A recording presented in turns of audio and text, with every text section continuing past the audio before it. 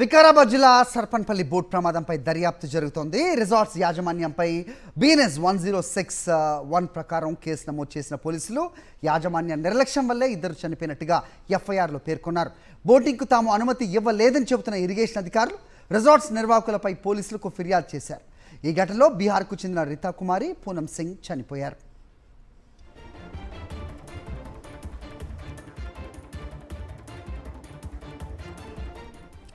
సర్పన్పల్లి వికారాబాద్ జిల్లా సర్పన్పల్లిలోని బోట్ షికారుకి వెళ్ళి మృత్యువాత పడ్డ ఇద్దరు, అలాగే ఈ రిసార్ట్స్పై కూడా దర్యాప్తు కొనసాగుతోంది. అయితే ఇరిగేషన్ పర్మిషన్స్ ఉన్నాయి అంటూ మొన్న సాక్షాత్తు SIA మాట్లాడింది కూడా మనం చూసాం.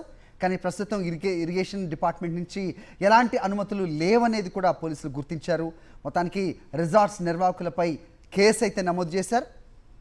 దర్యాప్తు జరుగుతోంది. రిసార్ట్స్ యాజమాన్యంపై BNS 1061 ప్రకారం కేసు నమోదైంది. యాజమాన్య నిర్లక్ష్యం వల్లే ఇద్దరు చనిపోయినట్టుగా FIRలో పేర్కొన్నారు.